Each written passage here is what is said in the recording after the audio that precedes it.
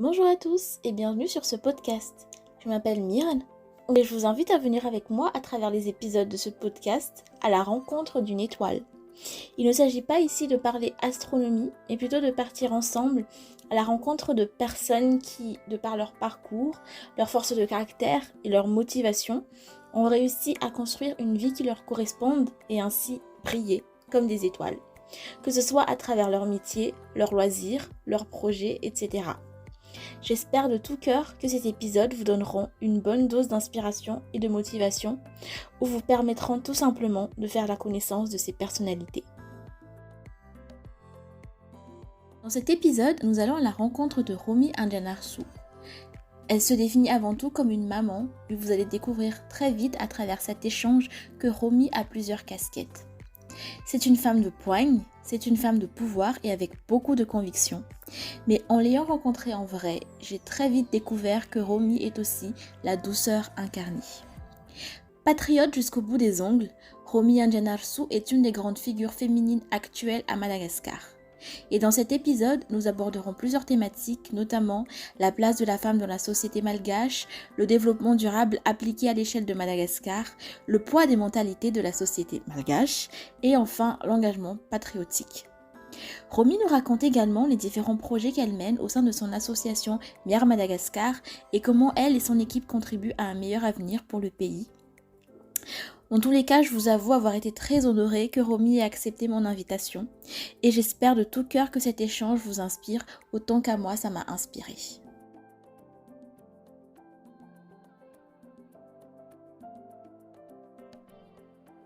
Bonjour Romy. Bonjour Myrne. Comment tu vas? Je vais super bien, je suis très contente d'être avec toi aujourd'hui. Merci, en tout cas c'est un honneur. Merci beaucoup d'avoir accepté mon invitation au podcast. Je suis un peu impressionnée là même. Merci de m'avoir sélectionnée, il ne faut pas être impressionné, ça va être des échanges très sympathiques. Écoute, donc avant de commencer notre échange, est-ce que tu peux te présenter aux personnes qui ne te connaissent pas encore? D'accord. Alors moi je m'appelle Romy Anjanarsu. Mon plus beau rôle dans la vie, c'est que je suis maman de 3 enfants. Et puis, je travaille à Madagascar où je dirige un projet de plateforme pétrolier offshore, c'est-à-dire en mer. Et je travaille pour une entreprise major sino-britannique. Ça, c'est ce qui me ramène l'argent à la fin du mois. Et ce qui dépense mon argent, c'est essentiellement des activités associatives. J'ai créé une association qui s'appelle Miar Madagascar en 2012. C'est une association qui vise à aider les femmes et les enfants qui cumulent plusieurs sources de vulnérabilité, donc soit des vulnérabilités humaines, soit des vulnérabilités physiques, et dans la plupart du temps des vulnérabilités économiques. Et donc les projets de Miar Madagascar visent à réintégrer les femmes et les enfants à leur place dans la société malgache. Donc il y a plusieurs projets là-dessus. Ça c'est mon deuxième rôle. Mon troisième rôle, je suis également présidente du groupement des entreprises de Madagascar. Donc c'est le secteur privé malgache, présidente au sein de ce groupement des entreprises de Madagascar, de la commission développement durable et intégrité des affaires. Donc pour faire très simple, développement durable, c'est chercher des schémas économiques pour ne pas que la croissance économique compromette l'environnement et les impacts sociaux à Madagascar. Et intégrité des affaires, c'est véritablement lutter contre la corruption dans le monde des affaires à Madagascar et puis faire en sorte que la bonne gouvernance progresse. Donc ça, c'est mon troisième rôle. Et enfin, mon quatrième rôle, je suis coprésidente de Madagascar Orchestra, qui est le premier ensemble lyrique professionnel à Madagascar. Et c'est une casquette qui me tient beaucoup à cœur parce que c'est un moyen, en fait, de revaloriser l'art et la culture malgache et les mettre au cœur du développement à Madagascar en les positionnant véritablement comme facteurs de développement.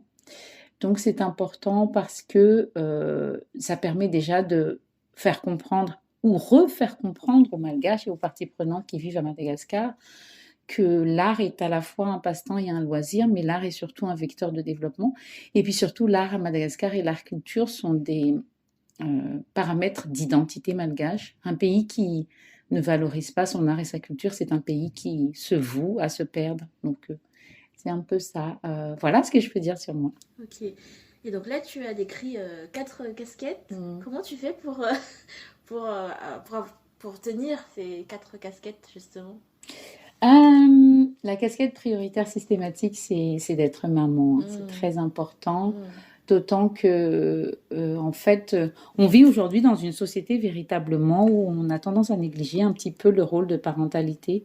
Après, j'ai énormément de respect, j'ai beaucoup d'affection pour ceux qui font le choix de la non-parentalité. Je pense que la parentalité en soi n'est pas une garantie du bonheur. On peut parfaitement être heureux en étant célibataire toute sa vie. Donc déjà, je tiens à écarter cette perspective-là. Mais pour ceux qui font le choix de la parentalité, on est dans une société en fait où on a tendance à croire que soit l'argent, soit le confort matériel peut faire l'éducation des enfants. Donc acheter beaucoup de jouets. Et pourtant non en fait. Et c'est une bonne chose parce que ça veut dire que quand on est pauvre, quand on est à la rue, et là je pense à des millions de familles malgaches, qui vivent avec leurs enfants sur le dos, avec leurs enfants dans les bras, à longueur de journée, sans forcément avoir un toit fixe, sans forcément avoir des ressources de revenus très confortables. On peut quand même être un parfait parent en étant dans la pauvreté. Donc il y a une justice. Ce que je veux dire par là, c'est que le rôle de parent dans la société actuelle est crucial et qu'il se définit sans doute par ce que l'on appelle en anglais le quality time. Donc même si, et je réponds à ta question là-dessus, même si j'ai pas énormément de temps avec mes enfants, parce que beaucoup me le reprochent en disant mais oui, mais tu es par bons et par vos, est-ce que tu accordes du temps à tes enfants? Peut-être pas assez au goût des autres, mais suffisamment à mon goût.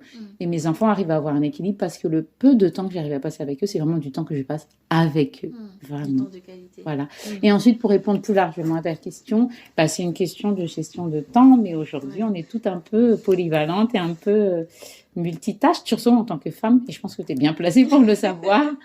On est tout un peu multitâche, et puis après, c'est une question de priorité. Et puis, c'est une question aussi, je pense, d'être heureuse en trouvant un équilibre. Si aujourd'hui, tu sens que tu as véritablement besoin d'assumer une casquette sociale, et tu vas l'assumer à fond. Et peut-être dans 3 jours, tu auras besoin d'assumer à fond ta casquette matérielle et tu l'assumeras à fond. Il n'y a pas de formule magique, quoi. Mais du coup, là, tu me disais que là, tu es à Madagascar, mais voilà, de ce que je vois, en tout cas, quand je vois tes actualités sur LinkedIn, tu fais quand même pas mal de déplacements entre Madagascar et la France. Enfin, déjà, comment tu fais pour gérer ça?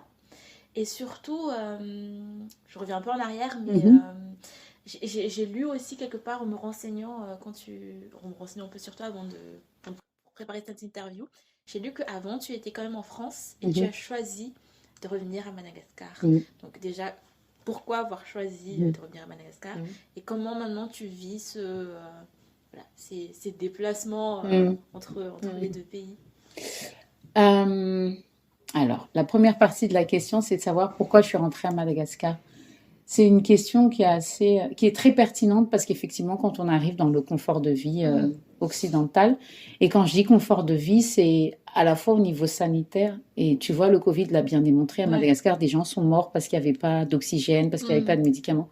Donc c'est un vrai confort de vie quand tu choisis l'Occident.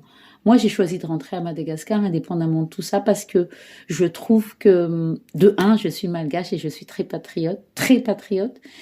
Et de 2, je trouve que l'énergie et la force à la fois physique et intellectuelle, mais en toute humilité, que je peux apporter vaut beaucoup plus à Madagascar qu'en France.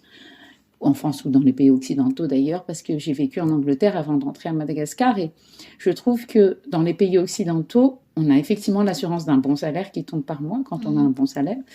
Et puis, à côté de ça, on reste quand même le maillon d'une chaîne. Demain, tu démissionnes, quelqu'un te remplacera immédiatement. D'accord ? Oui, c'est vrai. Donc, oui, c'est ça. Donc, en fait, personne n'est indispensable. Je ne dis pas qu'à Madagascar, toi ou moi sommes indispensables, mais peut-être que si. Peut-être qu'avec le niveau d'éducation qu'on a, peut-être qu'avec l'apport à la fois humain et intellectuel qu'on a dans le vide qu'on trouve à Madagascar, compte tenu de la fuite des cerveaux, et compte tenu du besoin fondamental d'avoir des malgaches engagés, je pense qu'on est beaucoup plus utile là-bas.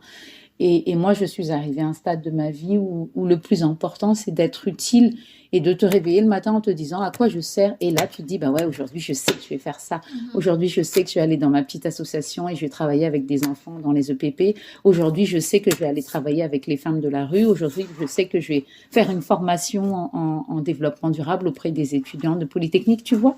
Donc, effectivement, tu n'as pas tout le confort de vie que tu as en Europe, mais tu as cette utilité humaine qui n'a pas de prix. Et s'il fallait choisir entre les deux, en tout cas, moi, l'utilité humaine me parle beaucoup plus. Et je n'ai pas envie d'être un maillon d'une chaîne en Europe, c'est tout. Ouais. Ok. Mais comment dire? Est-ce que tu t'es préparé pour rentrer à Madagascar ou alors tu es allé. Comment s'est passée la décision déjà, la prise de décision de revenir? Et ensuite, comment s'est passée l'installation quand tu es arrivé là-bas? Je me rends compte que je n'ai pas répondu à la deuxième partie de la question, mais on y reviendra tout à l'heure. Mais alors, la prise de décision, elle a été à la fois progressive et organisée. C'est très important de ne pas rentrer la fleur au fusil à Madagascar. Parce que parfois, effectivement, le patriotisme ou juste l'envie d'être chez soi, tu sais, des fois ça suffit, tu as envie d'être chez toi parce que tu ne te sens pas chez toi en Europe. Et à Madagascar, effectivement, tu te sens chez toi. Ça, il n'y a rien à faire là-dessus. Et c'est psychologiquement très important. Mais ça ne suffit pas. Surtout quand tu es quelqu'un qui a investi dans tes études en Europe. Et investir dans les études, c'est toi, mais c'est aussi tes parents, c'est peut-être aussi toute une famille qui a investi et qui a cru en toi et qui a parié en toi. Donc, tu as cette pression à la fois sociale et familiale de te dire, bah non, je ne vais pas rentrer parce que si je n'apporte pas une valeur ajoutée que tout le monde attend de moi, de un, j'ai honte. De deux, je ne peux pas m'autosuffire financièrement. Qui va me nourrir une fois à Madagascar? Et de trois, en fait, je ne vais servir à rien. Donc, ces trois paramètres-là font qu'on ne peut pas rentrer sur un coup de tête à Madagascar. Donc, ça se prépare. Mais quand on travaille dans cette préparation de retour au pays, je pense que très souvent, on sous-estime le potentiel de Madagascar. Madagascar a vraiment besoin de tous les Malgaches, vraiment, hein, et à plus forte raison les Malgaches qui ont un bagage intellectuel ou même un bagage financier pour les investisseurs qui veulent aller à Madagascar. Et le troisième paramètre nécessaire, c'est bien évidemment l'engagement patriote. Parce que quand on arrive à Madagascar, quel que soit le profil, je dis bien, hein, tu pourras trouver ta place à Madagascar. Après, la vraie question, c'est est-ce que tu quittes l'Europe avec un salaire de 5 000 €? Est-ce que tu trouveras 5 000 € à Madagascar? Il faut oublier ça. Il faut oublier ça totalement. Il faut simplement se dire, c'est une question de compromis et de choix. Si en Europe, tu as 5 000 € mais que le matin, tu te lèves, tu n'es pas motivé, tu as une météo grisonnante et tu as en fait... un peu de déprime quand tu prends le métro et que tu rentres chez toi à 20 h le soir et que tu es encore plus déprimé que quand tu t'es réveillé le matin. Si c'est ça ton lot en Europe, mais avec 5 000 €, peut-être qu'à Madagascar, tu vas toucher 1 500 €, peut-être 1 000 €, mais tu auras le soleil toute la journée, le sourire parce que tu vis avec les Malgaches, le marché à portée de main, donc tu pourras manger tes moufokung et tes menakil et tout ce qui te rend heureux. Ouais, mais ça vaut peut-être pas grand-chose. Mais et peut-être qu'à la fin du mois, tu toucheras 1 500 €, mais que ces 1 500 € t'auront permis de vraiment contribuer à la croissance malgache. Mais peut-être que ça suffit. Mais ça dépend de ton choix de vie.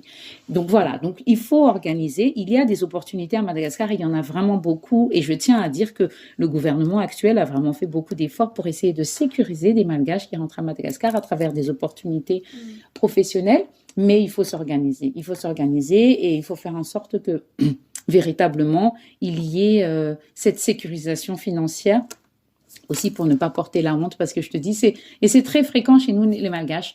Je rentre pas à Madagascar, je préfère être clochard en France, vraiment, ou clochard à Londres ou clochard à New York, plutôt que de me dire je rentre à Madagascar et j'ai rien à faire. C'est inacceptable vis-à-vis des familles malgaches et c'est un poids social très très important. Ouais, c'est même pas la famille, c'est les gens à côté, les voisins, la société qui disent ah mais elle n'a pas réussi, du coup elle revient, elle revient bredou et tout le monde, c'est ça. Je comprends tout à fait. C'est ça. Et du coup là, comment tu fais pour faire tes va-et-vient entre Madagascar et l'Europe? Oui. Alors c'est vraiment beaucoup de... Je tiens à dire véritablement que j'ai une énorme gratitude envers la vie que j'ai.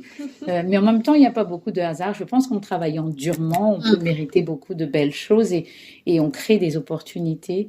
Et moi, effectivement, je travaille beaucoup. D'abord parce que dans mon travail sur la plateforme pétrolière, le siège de la compagnie est à Londres et les conférences se situent un peu partout dans le monde, en Afrique du Sud, en Europe, Donc ça, déjà, c'est une ouverture pour moi pour voyager. Ensuite, là, j'ai fait quelques voyages récemment à Marseille ou à Glasgow, où j'ai participé à la COP26. Et ça, c'est dans le cadre du groupement des entreprises de Madagascar, parce que le groupement des entreprises de Madagascar, aujourd'hui, est conscient que le secteur privé malgache doit prendre sa place dans cette fameuse lutte contre le réchauffement climatique. Donc, les entreprises malgaches doivent comprendre ce qui se passe et doivent saisir les opportunités qui s'offrent à une échelle planétaire. Et puis aussi parce que le secteur privé malgache est une partie prenante qui compte vraiment. Donc, j'ai eu quelques opportunités là-dessus aussi. Et puis ensuite, j'ai évidemment des opportunités que je crée moi-même. Je suis partie en Islande pour un renforcement de capacité sur tout ce qui est l'engagement des femmes dans le développement durable et dans la RSE. Donc, en fait, la seule chose peut-être que je peux dire là-dessus, c'est qu'il faut se défaire de toutes les barrières, à la fois psychologiques et comment dirais-je, et humaines que l'on peut avoir, parce que très souvent, et ça je le dis souvent aux femmes parce que je suis très engagée dans le développement et l'engagement des femmes, très souvent, la principale barrière que l'on a contre notre propre développement et contre l'évolution vers la plus belle carrière dont on rêve, c'est nous-mêmes en fait. Donc il faut vraiment faire tomber cette barrière et se dire, et si je m'intéressais à ça, et pourquoi je n'ouvrirais pas une autre opportunité ici, et si je discutais avec ces personnes-là, peut-être que, et puis progressivement, l'univers aligne les astres et ça se passe. Ouais. Et du coup, justement, parce que là, tu commençais à parler de tes activités de développement durable. J'ai effectivement remarqué du coup que en fait, toutes tes activités étaient un peu centrées autour de cette notion du développement durable. Donc, pour préparer l'interview, moi, je suis allée sur Internet regarder la définition, la définition, parce que c'est vrai que pour les personnes qui ne sont pas qui sont novices, on va dire, dans la notion, on associe beaucoup développement durable à environnement. En fait, il y a trois piliers, trois aspects, l'environnement, l'économie et le social. En fait, j'ai remarqué que tes activités étaient vraiment autour de ces trois piliers-là. Donc, on va commencer sur on va dire l'aspect environnemental. Est-ce que tu peux nous parler plus précisément de ce que tu fais toi donc au sein de la GEM, c'est ça, de la GEM, des autres activités un peu en lien avec l'environnement, les aspects environnementaux. D'accord. Alors déjà, bravo d'avoir pris la démarche et l'initiative de comprendre. Non, mais c'est très important et je le souligne vraiment parce que c'est un état d'esprit qui montre que tu ne te laisses pas enfermer dans ce que tu ne sais pas et que la connaissance est toujours accessible si tu veux. Il faut avoir la volonté. Si demain tu décides de t'intéresser à l'astronomie, tu ouvres un livre, tu regardes Google et tu t'intéresses à l'astronomie et tu seras capable d'en parler au même titre que tu l'as fait là sur le développement durable. Donc ça, bravo, c'est top, vraiment. Et figure-toi que toi, tu habites dans une ville comme Paris, donc ville qui s'est engagée dans un pari du développement durable à tous les niveaux. Moi, je vois les communications à la mairie, dans les communes, partout. À Paris, le développement durable est vécu au quotidien. Et pourtant, malgré ça, tu n'as pas la bonne définition en tête et il a fallu que tu ailles la chercher. C'est vrai. Donc, je rapporte cette notion de développement durable et je la mets dans le contexte malgache. Imagine le niveau d'ignorance à Madagascar. Tu vois ce que je veux dire ? En gros, à Madagascar, si à Paris, toi, tu dis que c'est souvent, on fait le shortcut, comment on dit en français ? Le raccourci, merci. Si on fait le raccourci en disant environnement égale développement durable, à Madagascar, c'est pire. À Madagascar, développement durable égale famboulekazo. Je plante des arbres. Tu vois ce que je veux dire ? Donc, c'est dramatique parce que ça veut dire qu'effectivement, il y a un vrai chemin pédagogique que l'on doit opérer. Et pourtant, on habite dans une île comme Madagascar où, sur les 20 dernières années, on a décimé la moitié des forêts. Je ne sais pas si tu te rends compte. Décimer la moitié des forêts, ça veut dire décimer des espèces endémiques à Madagascar et ça veut dire aussi décimer l'environnement vert qui est le poumon des Malgaches. On ne peut pas respirer si on brûle les forêts. On est juste condamné à vivre avec un niveau de pollution qui tue les Malgaches. Tu vois ce que je veux dire ? Donc, on arrive aujourd'hui à un stade où ce développement durable doit dépasser l'ignorance et doit rentrer dans la vie quotidienne des Malgaches. Et c'est pour ça que moi, je prends ce cheval de bataille en me disant comment je peux faire pour que véritablement les Malgaches comprennent un petit peu mieux ce que c'est que le développement durable et qu'ils se l'approprient. Parce que un être humain ne peut pas comprendre ce qu'il ne s'est pas approprié. Tu vois ce que je veux dire ? Quand tu sais ce que ça veut dire dans ta vie et les impacts que ça te provoque, là tu dis, ah tiens, Par exemple, si on te dit, si tu ne brosses pas tes dents, tu vas avoir mal aux dents. Ah bah tu vas dire, ah bah non, non, je vais me brosser les dents. Tu vois ce que je veux dire? Et si on te dit, attends, si tu ne fais pas attention à l'environnement et au développement durable qui entoure ta vie, demain, tes enfants et tes petits-enfants vont mourir. Là, tu vas dire, ah non, non, non, non, non, je vais m'y intéresser. Tu vois ce que je veux dire? Donc, il faut que chaque partie prenante s'intègre cette notion de durabilité et vive avec, au lieu de juste se dire, comme beaucoup d'entreprises à Madagascar, c'est la période de la reforestation, allons planter des arbres. Tu vois, c'est terrible, c'est terrible. Mais oui, oui, oui. Greenwashing, social washing, tu vois. À la fin de l'année, je vais aller donner des fournitures à une école primaire publique et dire, ça y est, j'ai fait de la RSE. Non, non, non, c'est fini ça. On arrête ça maintenant et on se pose vraiment la question de savoir c'est quoi le développement durable. Bon, maintenant je réponds à ta question. Le développement durable aujourd'hui, c'est la seule façon de vivre en harmonie avec les ressources dont on dispose aujourd'hui, sans compromettre les générations futures et surtout sans surconsommer, tu vois. Parce que la vraie problématique aujourd'hui, c'est véritablement la surconsommation. Tu sais, en Europe, allez, je ne vais pas exagérer, mais je vais dire au moins 40% des populations européennes ont un frigo surchargé avec plein de choses que tu ne vas jamais consommer et quand ça va arriver à la date de péremption, tu vas jeter. Et pourtant, les déchets aujourd'hui et le waste management, la gestion des déchets en Europe est une vraie problématique, à la fois en termes de coûts et pour l'environnement, tu vois. Donc, il faut qu'on recule par rapport à ce mode de vie, il faut qu'on change de paradigme et qu'on se dise, il ne faut vivre que ce pour... alors, je vais le dire différemment. Il ne faut vivre que ce pourquoi on a besoin. Elle n'est pas belle ma phrase. Non, il faut simplement, il faut se suffire à ce dont on a besoin. Voilà, c'est juste ça. Et ça, c'est valable à la fois dans ta vie au quotidien, dans ta façon de penser, dans ta façon de te déplacer, dans ta façon d'exister, tu vois. Je dis n'importe quoi aujourd'hui à Madagascar, hein, mais aussi beaucoup en Europe, on a des armoires qui vomissent de vêtements. Tu vois ce que je veux dire? Parce que dès que tu vois un t-shirt à 3 euros, tu vas dire, oh, c'est 3 euros, je vais acheter. Mais tu n'en as peut-être pas forcément besoin. Et puis peut-être que tu le porteras jamais.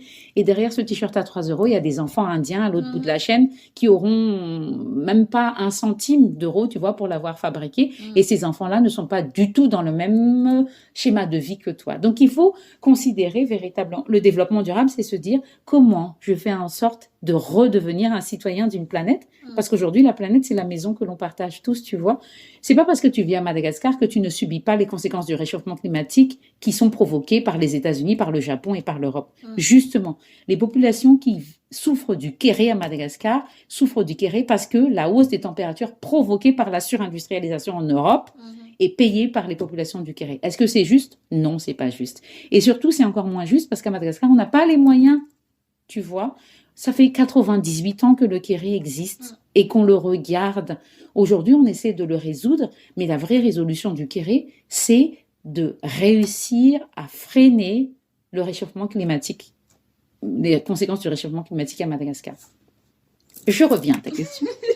Maintenant, pourquoi et quelles sont les actions que le GEM porte? Le GEM, aujourd'hui, c'est le secteur privé à Madagascar et ce sont les entreprises malgaches. Ma mission au sein de la commission développement durable du GEM, c'est vraiment d'aller donner cette pédagogie aux entreprises. Pourquoi? Parce que tu imagines, si toi et moi on ne comprend pas, imagine les entreprises à Madagascar, est-ce qu'elles comprennent? Et encore pire, les employés des entreprises, qu'est-ce qu'elles comprennent? Pas grand-chose.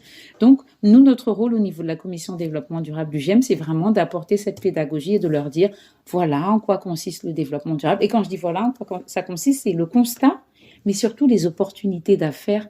Parce que dès que tu dis aux entreprises malgaches, le développement durable aujourd'hui, c'est aussi une opportunité pour vous de créer des nouveaux business models beaucoup plus verts, les énergies renouvelables, tu vois, les modes de consommation bio, la valorisation du marché local. Là, ça les intéresse parce qu'ils se disent, mais en fait, avec le développement durable, on peut quand même gagner de l'argent. Évidemment qu'on gagne de l'argent. C'est simplement un mode de faire qui est différent, qui est plus respectueux de la nature et du coup de l'environnement malgache et qui est plus respectueux des impacts sociaux, donc des 24 millions de malgaches qui vivent en dessous du seuil de pauvreté. Voilà, donc c'est juste essayer de rétablir un équilibre entre ceux qui ont énormément de revenus, un mode de vie excessif et ceux qui ont un mode de vie beaucoup plus humble, et qui sont dans la souffrance, et qui sont dans la faim, et qui sont dans l'absence d'éducation, et qui sont dans l'absence d'accès aux soins, et puis essayer de faire en sorte que l'équilibre soit un peu rétabli. C'est ça le développement durable. Et du coup, là, il y a la partie environnementale et il y a la partie sociale où Oui. tu œuvres aussi beaucoup, notamment via. Alors, je ne sais jamais si c'est ONG ou association MIR. C'est une association. Je Ouais. crois que j'ai vu ONG, Ouais. mais l'association MIR Madagascar. En fait, tu me dis que elle a été créée en 2012, donc elle a été créée avant même que tu arrives là-bas. C'est ça. Ouais. En fait, je l'ai créée parce que moi, j'ai quitté Madagascar il y a très longtemps, en 1986 exactement. Mais j'ai la chance d'avoir des parents qui m'ont éduquée dans des valeurs sacro-saintes malgaches. Mon père a toujours parlé en malgache, lu, j'écris, je lis, je suis une pure malgache et très fière de l'être d'ailleurs. Et en fait, on a eu la chance de pouvoir faire des allers-retours à Madagascar pour des vacances, pour retrouver la famille. Et puis, a posteriori, quand j'ai commencé à travailler, j'ai payé moi-même mes billets d'avion pour rentrer au pays. En 2012, quand je suis rentrée, j'étais déjà maman. Et là, c'était la grosse claque parce que, en fait, j'ai réalisé que c'est difficile de vivre à Madagascar et de ne rien faire pour les familles malgaches parce que, en tout cas pour moi, en tant que citoyenne malgache, c'est juste inacceptable. On ne peut pas être dans le confort et dans l'aisance, vraiment. Et puis, dès que tu ouvres le portail de ta maison, tu as des dizaines de familles malgaches qui ne mangent rien. Donc, je me suis dit, bon, il faut essayer de faire quelque chose tout petit, mais il faut essayer de faire quelque chose. Et c'est comme ça qu'on a commencé à agir en 2012. Ouais. D'accord. Et comment ça se passe actuellement, du coup, au niveau de vos activités? Vous faites quoi concrètement? Alors, peut-être que le plus intéressant, c'est de parler d'un projet. Allez, je vais parler de 2 projets. Le premier projet, c'est un projet de réinsertion de prostituées mineures qu'on a commencé en 2019. Okay.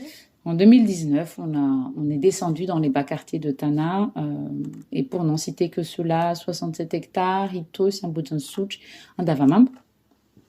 Et ce qu'on a voulu faire dans ces bas quartiers, c'est d'aller voir en fait comment les jeunes vivent, et on s'est rendu compte très rapidement qu'il y a beaucoup de prostitution infantile.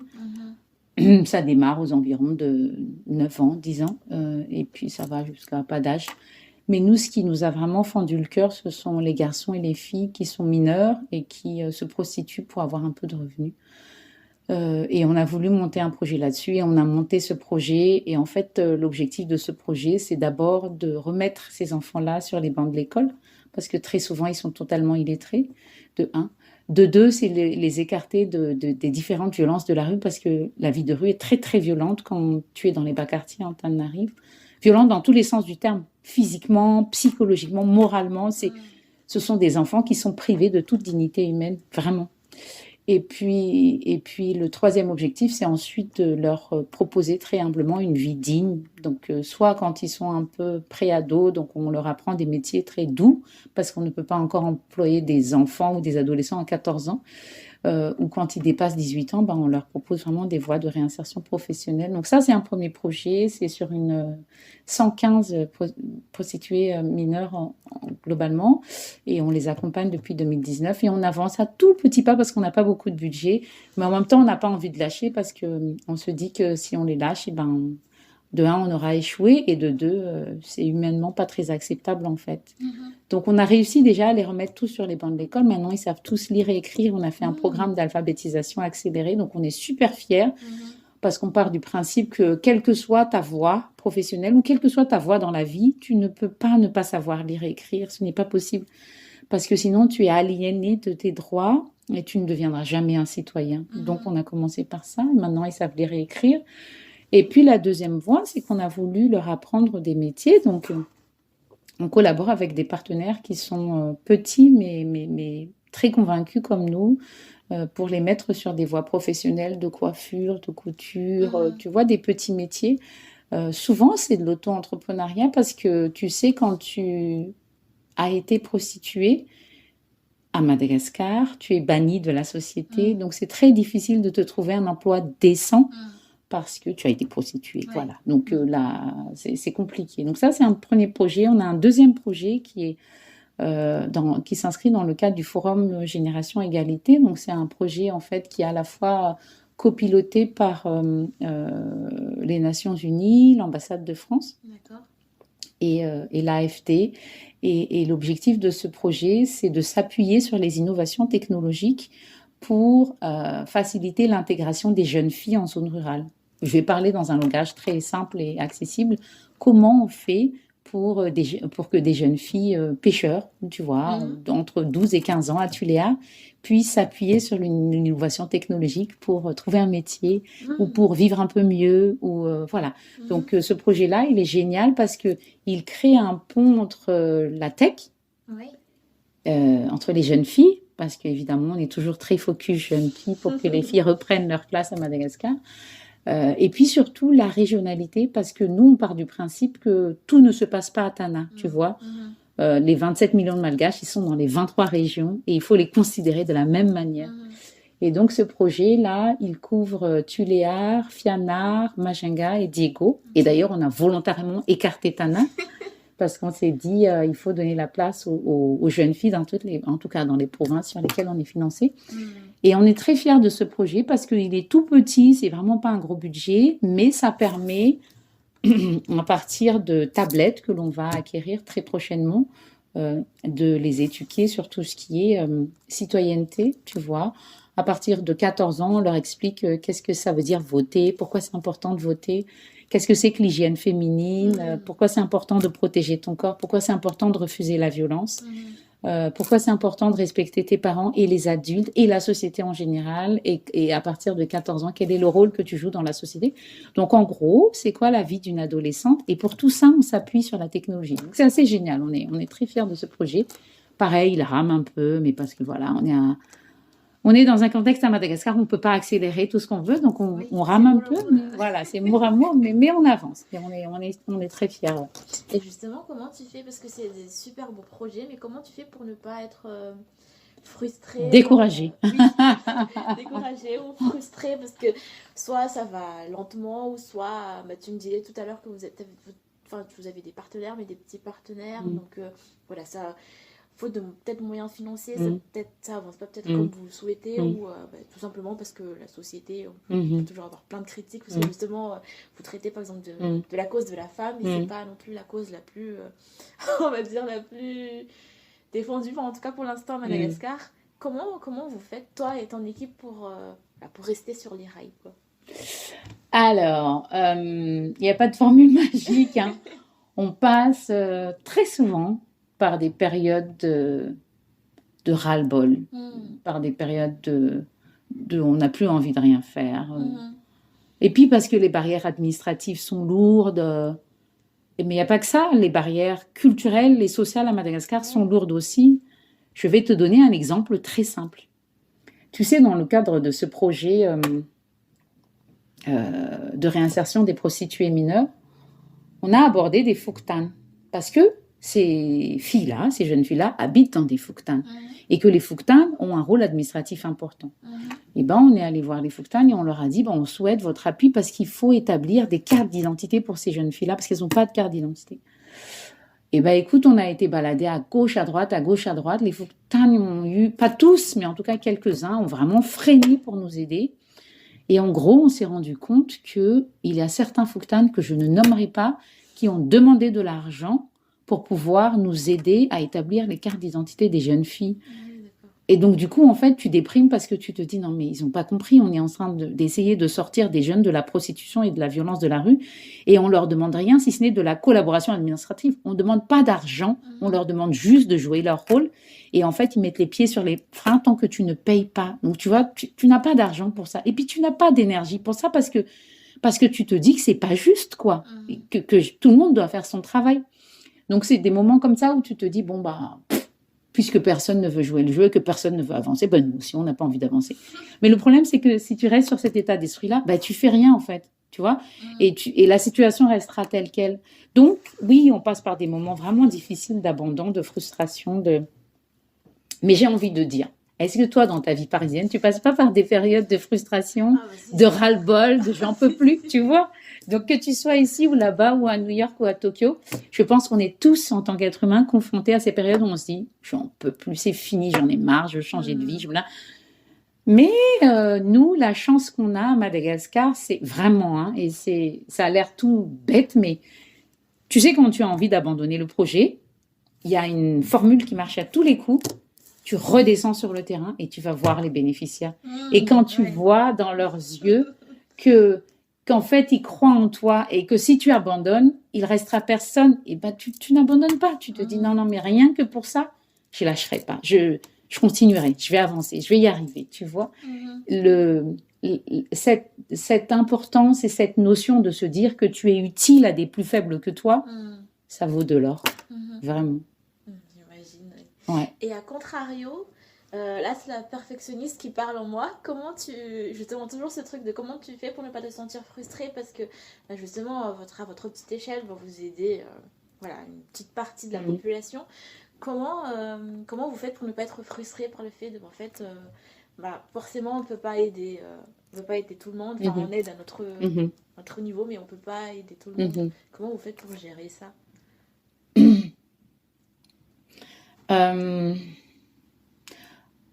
Alors, je vais répondre à la question, mais il y a une autre partie de cette question qui est intéressante et je la souligne parce que très souvent, quand on arrive de l'étranger, on est confronté à ça à Madagascar. Quand tu rentres à Madagascar, tu es plein de bonne volonté. Tu t'es blindé parce que tu as envie de faire quelque chose.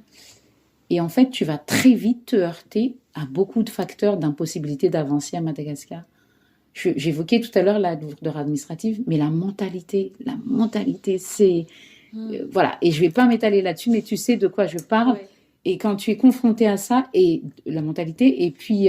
mais non, je vais quand même donner un exemple dans cette mentalité, parce que, tu sais, c'est très important, parce que c'est l'une des raisons pour lesquelles, mais vraiment, c'est un facteur anti-développement pour les Malgaches, la mentalité malgache. Le Malgache n'aime pas que le Malgache, comme lui, évolue. Tu sais, en Malgache, on dit « Ouri Avaman ». On est très content, en fait, quand le Malgache se casse la figure, vraiment. Et d'ailleurs, on va même participer à ce qu'il se casse la figure, tu vois. Mais par contre, on ne va pas participer à ce qu'il s'élève. On n'est pas... Alors que, par exemple, dans les sociétés ou dans les mentalités juives, on tire les autres vers le haut. Ouais. Et plus on monte ensemble plus haut, et mieux c'est. Mais nous, on n'est pas comme ça. On aime bien s'auto-fusiller et on aime bien faire en sorte... Tu sais, le Malgache ne se valorise pas en tant que Malgache. D'ailleurs, combien de familles en Europe te diront oh, « Nos enfants ne parlent pas en Malgache, on est super fiers. » Mais attends, mais c'est de la débilité absolue, tu vois ce que je veux dire?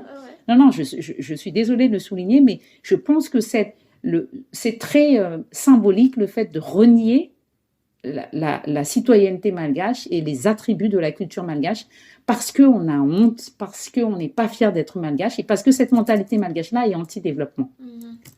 Maintenant, je vais répondre à ta question, mais je souhaitais vraiment souligner ça parce que le premier facteur anti-développement à Madagascar, c'est la mentalité malgache.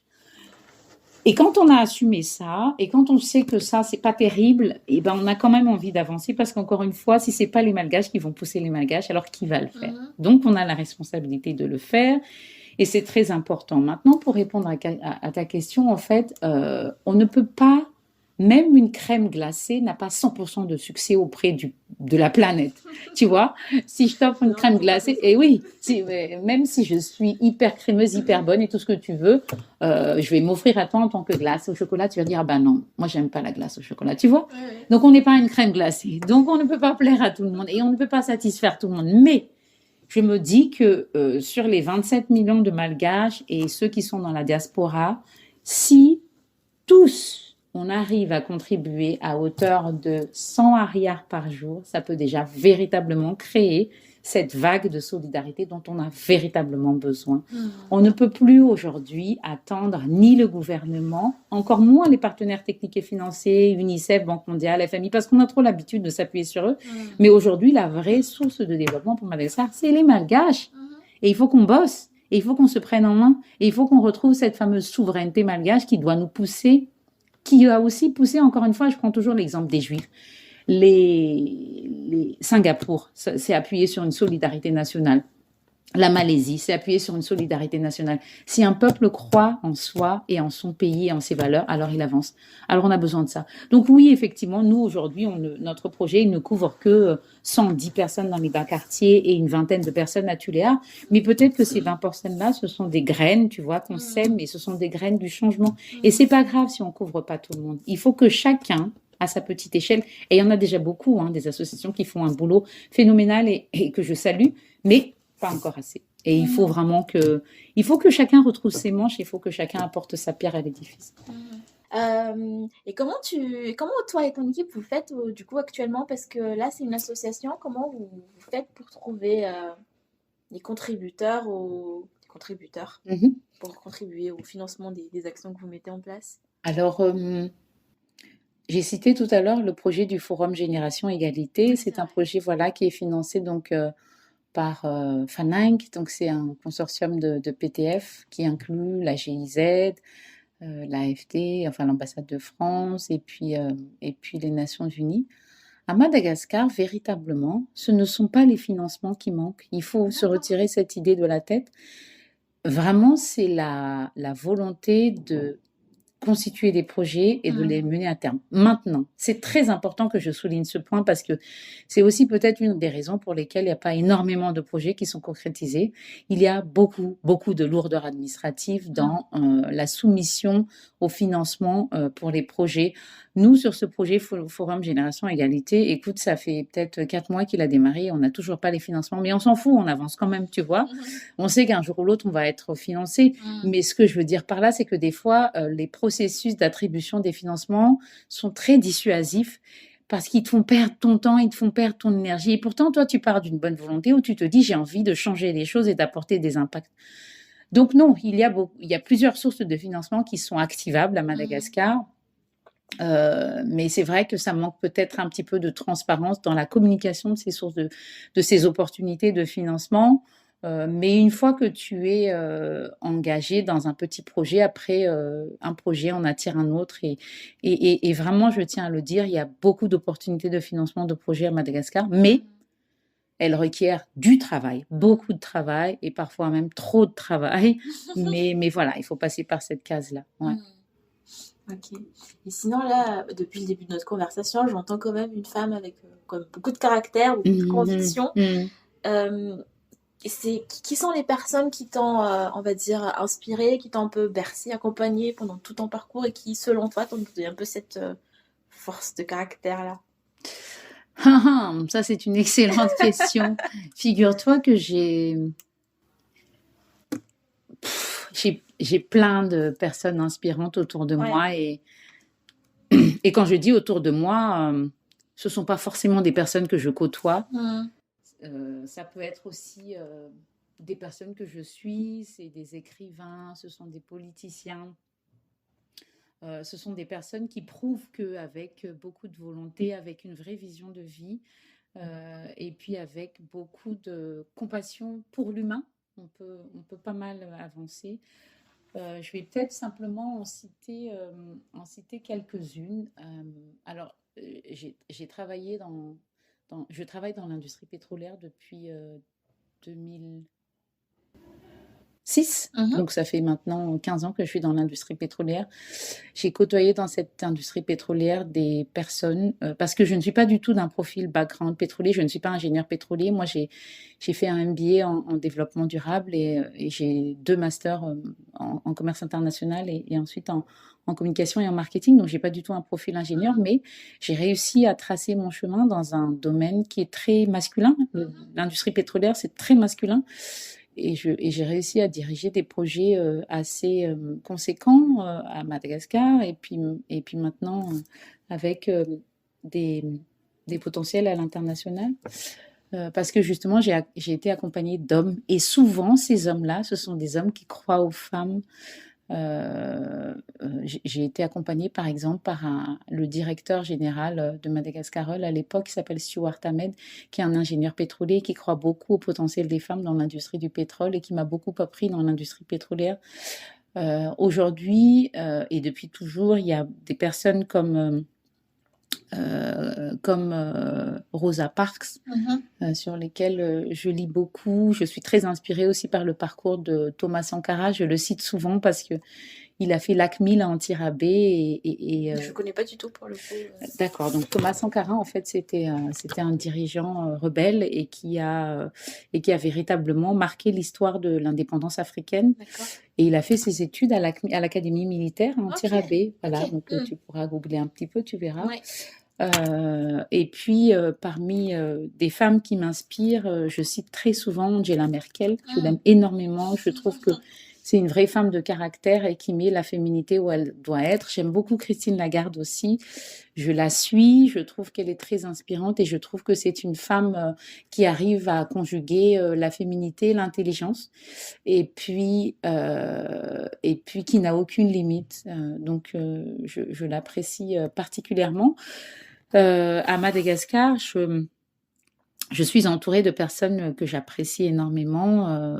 Si je devais en citer qu'une, j'aime beaucoup la ministre de l'Environnement, Waina Baumiaf, et on est d'ailleurs amis, mais je trouve que c'est une personne qui a beaucoup de caractère et qui avance avec beaucoup de conviction et qui apporte vraiment du changement à Madagascar. Donc, il y a plusieurs femmes, plusieurs personnalités, plusieurs hommes qui ont forgé mon caractère. Mais principalement, et si je devais en retenir que ceux-là, c'est mon père et ma mère. J'ai un père qui est un illustre homme. Je ne l'ai plus malheureusement parce qu'il est parti, mais et qui m'a appris beaucoup sur la valeur du travail, sur l'engagement, sur aussi le patriotisme et croire en son pays et croire en ses valeurs, et qui a toujours eu. Mon père est un homme politique et il a toujours été engagé dans la noblesse politique à Madagascar. C'est un élève de Gisèle Rabessal et j'ai beaucoup d'admiration aussi pour Gisèle Rabessal. Je la cite souvent. Et ma mère, c'est le symbole même de la douceur et de la féminité absolue, mais avec un vrai caractère. C'est une femme de poigne. Et c'est une femme qui a toujours été socialement très investie. Donc, je pense que j'ai réussi à trouver l'équilibre entre la douceur et la féminité de ma mère et l'engagement politique et un caractère très fort de mon père qui est un journaliste politique. Et puis ensuite, plusieurs personnes tout au long de mon chemin qui m'ont beaucoup inspirée. Donc, je crois que c'est ça. Et puis simplement vraiment pour dire que les personnes qui inspirent, en fait, se trouvent à tous les coins de rue. Moi, j'ai regardé un petit peu ce que tu fais. Moi, je trouve que tu es une nana très inspirante aussi dans ce que tu fais, vraiment. Et tu as ce cran d'aller vers les autres et d'aller chercher à comprendre et partager à travers tes podcasts en quoi est-ce que mon parcours peut inspirer d'autres femmes, en quoi d'autres parcours peuvent inspirer. Et je trouve que créer cet état d'esprit-là, déjà, c'est un très grand pas en avant. Et surtout, ça dépasse cet état d'esprit malgache qui est de dire je ne veux pas que l'autre malgache comme moi progresse. Toi, tu es à l'antithèse de ça et tu permets justement à travers tes podcasts de créer ces ponts qui font que entre malgaches, on se respecte, on a envie de se tirer vers le haut, on a envie de progresser et on a envie d'apprendre les uns des autres. Donc bravo. Merci. Non mais moi je trouve ça intéressant parce que moi je suis un peu comme toi, c'est depuis petite, moi j'ai toujours été bon, mes personnes qui m'ont inspirée ont beaucoup évolué, mais pareil, j'ai toujours été inspirée par beaucoup de gens et c'est grâce à ces personnes-là que je suis la personne que je suis actuellement. Donc moi je vois pas pourquoi voilà, on se cacherait de quelqu'un pour briller et laisser les gens comme ça. Donc ouais, c'est pour ça, ouais. Tu as compris le pourquoi du podcast, donc c'est génial. Et ce que je trouve intéressant aussi dans ce que tu dis, en fait, c'est que et je trouve d'ailleurs que tu l'incarnes parfaitement, c'est de montrer en fait qu'on peut être voilà, une femme de pouvoir en fait, mais tout en étant quand même douce, parce que tout à l'heure tu parlais avec les yeux de l'amour de tes enfants, et en étant maternelle, on peut être sur le devant de la scène, être une femme de pouvoir, avoir de l'influence, sans pour autant laisser cette partie féminine, cette partie-là de nous. Et ça, j'ai l'impression que ça se perd parce que on est tellement dans un monde très masculin, société très masculine, et les femmes, ils ont tendance à justement, pour montrer qu'elles existent, elles ont tendance à délaisser ça. Et je pense que justement, tu prouves que non, on n'a pas besoin de ça. On peut être les deux, la douceur et la poigne en même temps. C'est ça. Donc c'est super. C'est ça. En fait, là, je pense que l'erreur qu'on fait aujourd'hui, c'est de pousser le féminisme vers un espèce d'extrémisme qui ne nous sert, quand je dis nous, c'est nous les femmes, qui ne nous sert pas du tout. Je trouve d'ailleurs que la société aujourd'hui gagnerait beaucoup beaucoup à se féminiser, mais féminin dans le sens valeur de la terre-mère, tu vois. Que tu sois un homme ou une femme, tu es l'enfant de cette planète et donc du coup, tu dois le respect à la planète, tu dois le respect aux animaux, tu dois le respect à la biodiversité, à l'ensemble de ceux qui partagent la planète avec toi. Et c'est ça, c'est ce féminisme-là, à travers aussi une espèce d'intelligence émotionnelle, tu vois. Je ne veux pas être un kamikaze au travail pour gagner 50 000 euros par mois. Ça ne m'intéresse pas du tout parce que d'abord, ça ne me rendra pas heureuse. Mais par contre, si j'arrive à faire un travail qui a du sens aujourd'hui et qu'à travers le travail ou le job que je choisis, je peux impacter des vies et faire en sorte que demain, quand je me retrouverai dans mon cercueil, je laisserai une legacy derrière moi et on dira, bon, bah, elle a vraiment contribué à ce que ça aille un petit peu mieux, à ce que les enfants soient mieux traités. Voilà, c'est véritablement ça dont on a besoin aujourd'hui. C'est plus de compassion, plus d'humanité. Et donc, c'est pour ça que je dis que la société gagnerait à se féminiser. Et la femme n'a pas forcément besoin d'être l'égale de l'homme. Je trouve ça peu ambitieux. Je pense que la femme doit être dans l'absolu féminine. Et dans l'absolu féminine, elle est compétente, elle est forte, elle a peur de rien. Au même titre que l'homme est fort, compétent et qu'il a peur de rien. Nous sommes des humains, nous partageons une même planète et je trouve que encore une fois, c'est très peu ambitieux que de vouloir être l'égal de l'homme. Moi, je veux dépasser ma propre personne et c'est tout ce qui m'intéresse. Et je ne veux pas être l'égal de l'homme, je ne veux pas être l'égal d'une autre femme, je ne veux pas être en compétition avec les autres femmes. Je veux m'auto-dépasser chaque jour. Voilà. Voilà. C'est bien hein, parce que malheureusement, pour l'instant, on est beaucoup dans la concurrence. Et c'est même si je sais pas l'exemple, on se dit beaucoup, oui, ça sert à rien. Comme tu dis, c'est mon objectif, c'est de me dépasser soi. Parfois, on a toujours ce petit truc de ah non, elle a ça, il faudrait que je fasse ça. On a toujours ce truc de il faut se mettre en concurrence pour briller plus, pour être plus fort, pour être plus reconnu. Et finalement, bah, c'est néfaste, hein, mais malheureusement, on a toujours parfois ce petit truc dans la tête qui nous dit ça. Mais à la limite, j'ai envie de te dire que la concurrence, elle est nécessaire. Hein. La concurrence, elle est nécessaire, mais il faut simplement qu'elle soit saine, en fait. C'est-à-dire que, par exemple, je trouve que tu as des très jolis cheveux, tu vois. J'aimerais bien avoir les mêmes, mais je ne les ai pas, tu vois. Donc, compte tenu de ça, il y a une espèce d'envie en moi qui est de dire comment tu fais pour avoir des cheveux comme ça? Et toi, tu vas me dire, écoute, moi, j'utilise tel produit, et puis mon rituel cheveux, c'est ça, et du coup, je vais apprendre de ça. Je vais dire, bah, je vais faire la même chose que toi, tu vois. Et cette concurrence-là, elle est bonne, tu vois, parce que je vais apprendre de ce qu'il y a de mieux en toi, et je vais me l'approprier, je vais essayer de faire en sorte que ça marche sur moi, tu vois. Ça, elle est nécessaire, cette concurrence-là, parce qu'elle permet justement de se tirer vers le haut. C'est la petite concurrence qui nous tire vers le bas, qui est très malsaine. Et encore une fois, je reviens à la société malgache. Oui. C'est ça qui nous handicape beaucoup aujourd'hui. On n'utilise pas la concurrence saine pour progresser vers le haut, mais plutôt pour se tirer vers le bas. Et c'est dommage. C'est vraiment dommage. Et tu sais, je suis désolée, je reviens là-dessus parce que c'est un truc qui me tient beaucoup à cœur. C'est pour ça que les 23 régions à Madagascar aujourd'hui alimente encore cette espèce de racisme ambiant où on se dit tu es Betsleo, je suis merde, je suis supérieure à toi. Mais c'est totalement désuet et c'est totalement insensé. Et c'est pour ça qu'aujourd'hui, moi, je pense que les 23 régions de Madagascar ont leur mot à dire dans la croissance pour Madagascar et par Madagascar, parce que ce que Tuléar ou ce que Diego ou ce que Majinga fait, Tana ne saura jamais le faire. Donc, soyons complémentaires, tu vois, et construisons un Madagascar avec énormément de potentiel. T'imagines 23 régions, ce qu'on est capable de faire ensemble? Mais il faudrait qu'on entre dans cet état d'esprit-là et qu'on arrête de se marcher dessus. Oui. Malheureusement, ça existe encore, même jusqu'à maintenant. Pas plus loin que la génération de nos parents, c'est encore là, quoi. Il faut que nous, on efface ça. Et sinon, là, si tu devais prendre du recul par rapport à tout ton parcours, à tout ce que tu as vécu, tous tes projets, etc., quelle serait pour toi ta plus grande fierté? Mes enfants. Tes enfants? Ouais. Vraiment. Mais sans hésitation, Mais en fait, c'est ce que j'ai fait de plus beau. Vraiment. Et puis, je trouve que ce sont des enfants, c'est eux qui vont changer le monde de demain. Donc, je m'efforce à leur donner les valeurs pour qu'ils soient heureux et qu'ils aient aussi envie de faire en sorte que leurs enfants soient heureux. Et c'est avec des êtres humains heureux qu'on fait une planète heureuse, tu vois. Donc, mes enfants, c'est... Ouais. Et puis, ma famille, ma sœur, mon frère, ma mère...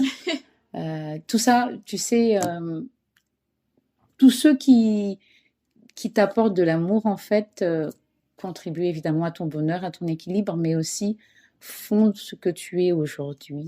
Donc, je suis beaucoup ancrée dans les valeurs humaines. Après, mon parcours professionnel m'apporte énormément de satisfaction aussi et voilà, je n'ai pas beaucoup de fierté là-dessus, mais tout ce que je le fais avec beaucoup, beaucoup de conviction, tu vois. Ça se voit. Et parfois, je suis confrontée à des échecs, souvent d'ailleurs, mais ça importe tellement peu. J'essaie d'apprendre de ces échecs-là, et puis j'avance, et puis voilà.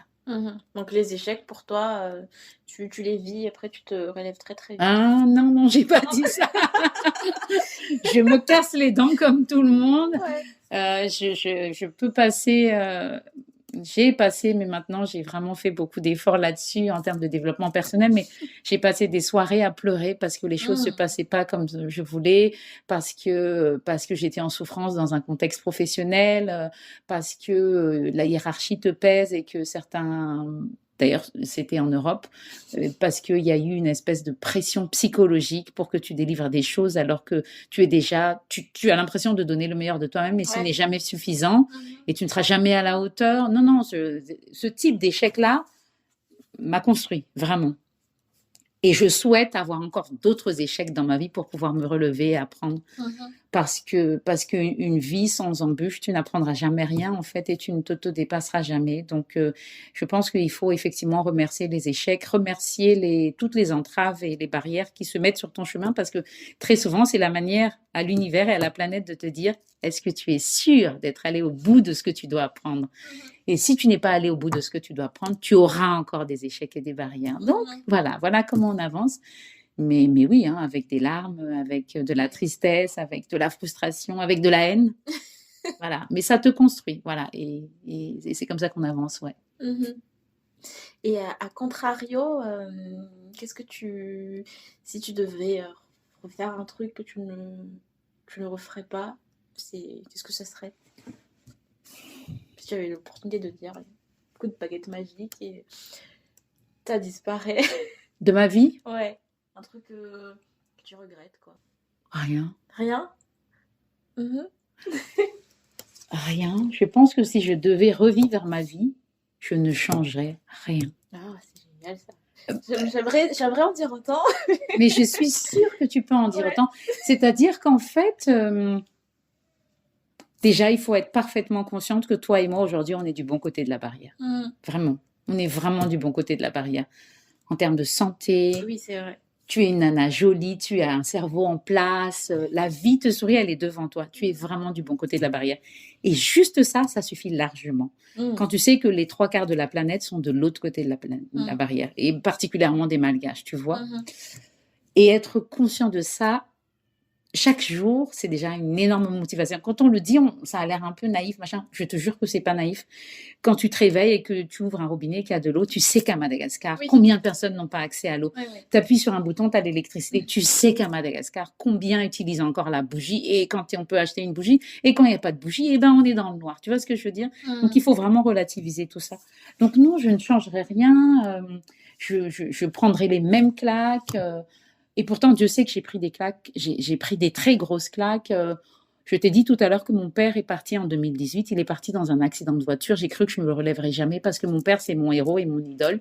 Et je n'étais pas prête à vivre sans lui. Et je me suis dit, c'est la fin parce que je n'y arriverai pas. Et en fait, je n'ai jamais autant progressé, je me suis jamais autant investie que depuis que mon père est parti. Et je me souviens très bien, quand j'ai enterré mon père, il y a un ami à lui qui m'a dit, vraiment texto, cette personne-là m'a dit, tu verras, à partir de maintenant, c'est maintenant que ta vie commence, parce que ton père a toujours été ton ombrelle, donc il t'a évité la pluie, les orages et tout, mais maintenant, il n'est plus là. Tu vas te prendre les orages et les tonnerres en pleine tronche, mais tu seras tellement forte et tellement fière, et il avait trop raison. Et donc, moi, je dis toujours que ce soit les décès, que ce soit les pertes en argent, ou même des gros soucis de santé. Tu sais, il y a des personnes qui font des accidents dans la vie, qui deviennent paraplégiques, par exemple. Ou, voilà. Même ça, même ça te renforce dans tout ce que tu es et le chemin de vie est toujours le bon. Donc vraiment, hein, en toute humilité, non, je ne changerai rien. Vraiment, je ne changerai rien. Je vivrai exactement de la même manière et ouais. Ok, bah, très bien. Sinon, on arrive vers la fin de l'épisode. Est-ce que, avant de terminer, du coup, avant de conclure, est-ce que tu aurais un message pour les personnes qui nous écoutent? Moi, j'ai envie de dire, être une femme malgache, que ce soit à Madagascar ou à l'étranger, est un vrai privilège. Il faut réaliser ça. Parce que être une femme nous ouvre énormément de portes, contrairement à ce qu'on peut penser. Mais ces portes ne s'ouvrent qu'avec la force du travail et avec une force de caractère accessible à n'importe quelle femme.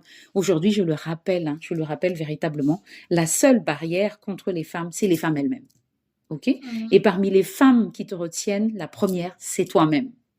Et quand tu réalises ça, plein de portes s'ouvrent et tu te rends compte en fait que quand tu as envie de t'auto-dépasser, déjà tu as envie d'aider les autres et tu te retrouves dans un espèce de contexte social où tu commences à fréquenter des femmes comme toi qui ont envie d'évoluer et c'est ensemble qu'on progresse. La progression individuelle est possible, mais elle est très lente et elle n'est pas psychologiquement et émotionnellement épanouissante. Donc, il faut évoluer avec des femmes, il faut se tirer vers le haut et il faut avancer. Donc, c'est vraiment un message qui s'adresse à toutes les femmes et particulièrement aux femmes malgaches et surtout aux hommes qui croient aux femmes aussi, parce qu'il y en a beaucoup. Il y en a vraiment beaucoup, contrairement à ce qu'on peut penser. Pas encore suffisamment, parce qu'on reste encore dans une société très machiste, mais il y a déjà beaucoup d'hommes malgaches qui soutiennent vraiment beaucoup les femmes et je tire mon chapeau par rapport à ces hommes-là et je les encourage, à continuer sur ce chemin. Mais véritablement, être une femme à Madagascar aujourd'hui est un vrai privilège. Il faut défendre ses droits, véritablement. Il faut continuer à avancer sur ce chemin. Et le chemin, le seul qui vaille, c'est celui de s'entraider entre les femmes et de réussir à travers la force du travail. Et ça, c'est accessible à tout le monde. Super. Merci. Merci infiniment. Je ne saurais pas dire mieux. Je dis juste merci. Merci infiniment pour cette opportunité de parole. Ça me fait très plaisir. Bah écoute, merci à toi. Hein. Je pense que moi, je te disais tout à l'heure, je buvais tes paroles, mais je pense que je ne serais pas la seule. Parce que je pense que ça va en inspirer plus d'un, plus d'une. Enfin, en tout cas, beaucoup de personnes. Merci beaucoup. En tout cas. Merci infiniment. Dernier mot. Oui. Moi, je tiens à me mettre à la disposition de n'importe quelle nana malgache qui a un projet de rentrer à Madagascar, qui a un peu peur, qui a un peu de retenue, qui se pose des questions. Vraiment, je me tiens à disposition parce que je dis pas que j'ai réussi, mais je dis que j'ai réussi à faire tomber plusieurs barrières et que j'aimerais faire tout ce qui est en mon possible pour aider ces nanas-là à faire tomber aussi les barrières qui les retiennent encore, pour qu'ensemble, cette force de frappe féminine malgache puisse contribuer au développement de Madagascar et aux générations futures. Bon, bah écoute, j'espère que les personnes qui écoutent et qui souhaiteront rentrer entendront ce message et n'hésiteront pas. Je mettrai ton adresse, ton LinkedIn dans les notes du podcast pour qu'ils puissent y avoir accès. Ok, super, merci beaucoup. Merci. Et voilà, cet épisode touche à sa fin. Si vous êtes resté jusqu'ici, jusqu'à la fin de cette grosse heure d'épisode, déjà merci beaucoup parce que ça signifie que l'épisode vous a plu. Donc nous sommes très contents. N'hésitez pas à le partager autour de vous et n'hésitez surtout pas non plus à nous faire part de vos impressions dans les commentaires. Si vous souhaitez entendre une personne en particulier au micro de ce podcast, n'hésitez pas non plus à nous contacter sur les réseaux du podcast à la rencontre d'une étoile sur Facebook ou sur Instagram pour que nous puissions faire le nécessaire si possible. Romy a été très pédagogue dans cet épisode et nous a beaucoup appris sur la notion de développement durable, de quoi nous faire prendre conscience de beaucoup de choses.